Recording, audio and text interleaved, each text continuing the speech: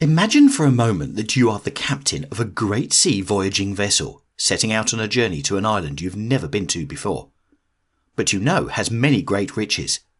The weather is fair, your maps point a clear course, and everything is going in your favour.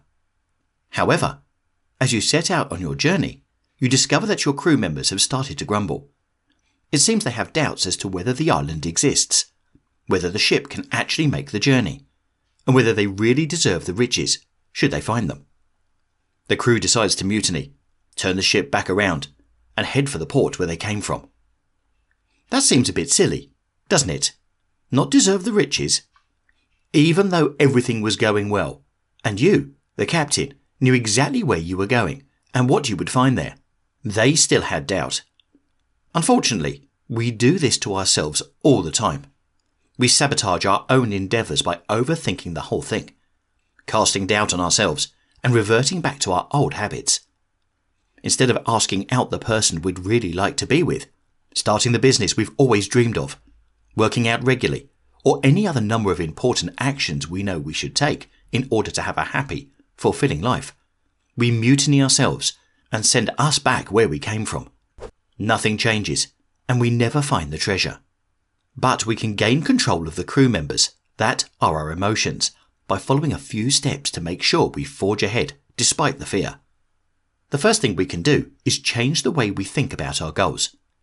In Tony Robbins' book, Awaken the Giant Within, How to Take Immediate Control of Your Mental, Emotional, Physical and Financial Destiny, he explains that some people make so many evaluations that even a minor decision turns into a major production.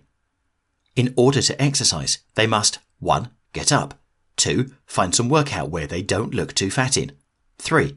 Pick out the right athletic shoes, 4. Pack everything up in their gym bag, 5. Schlep over to the gym, 6. Find a parking spot, 7. Climb the stairs, 8. Sign in, 9. Go into the locker room, 10. Squeeze into the workout clothes, and 11. Finally attend the class. Hit the stationary bicycle and sweat like crazy. And then when they're done, 12. They have to do all this again in reverse. Of course, these same people can easily get themselves to go to the beach. They're ready in a heartbeat. If you ask them why, they'll tell you, well, to go to the beach, you just hop in the car and go. When we think of all the micro steps we have to take to reach our goals, we inevitably overwhelm ourselves and freeze before we even take the first step. Instead of overthinking and breaking the action into a million pieces, it can be helpful to think of the action you need to take as one big step, or one chunk. By changing the way we think about going to the gym, or whatever it is we're trying to do, we can change our emotional response to the action. Just going to the gym sounds simple and doable, and we're therefore much more likely to actually do it, because we're not emotionally overwhelmed. Next, remember that other people are mostly interested in themselves. No one is really paying too close attention to you. That may seem harsh, but it's actually liberating. The reality is that other people are so absorbed with their own struggles, fears, failures, successes, and what they're going to have for dinner tonight, that they rarely take too much time out of their day to consider what you're up to. When we remember this, we're less likely to fear the judgment of others, because we know it's not really an issue. Try meditation. Practicing meditation is incredibly helpful for clearing the mind and centering your emotions. With the breath, you can exhale all your self-doubt and anxieties, and inhale energy and determination to move forward despite your feelings. If you're a new meditator, try one of the many meditation apps on your phone. Even if you meditate for just a few minutes, it can produce incredible results. Let the buzz of thoughts in your head out onto the page. When we overthink, our heads can get so clouded with buzzing thoughts that we can't really evaluate each idea clearly and realistically. A great way to reduce overthinking is to journal your thoughts. Write down everything you're thinking without holding back. Just get it all down on paper so it's out of your head. Then, reread your writing and debunk each of your fears and anxieties. Ask yourself questions like, is this fear really worth keeping me from trying something new? Will this fear result in my death or the end of the world? Am I just negotiating with myself to try and get out of doing something I know I should do? When we evaluate each of our fears, they lose their power because we realize that they aren't as big a problem as we thought they were. And if you can't journal, talk out loud. If journaling doesn't appeal to you, you can accomplish the same thing by talking with someone you trust.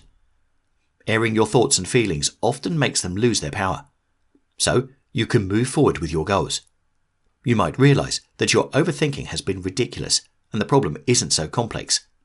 Or the person you talk with might have some insight you hadn't considered yet. Embrace your self-doubt.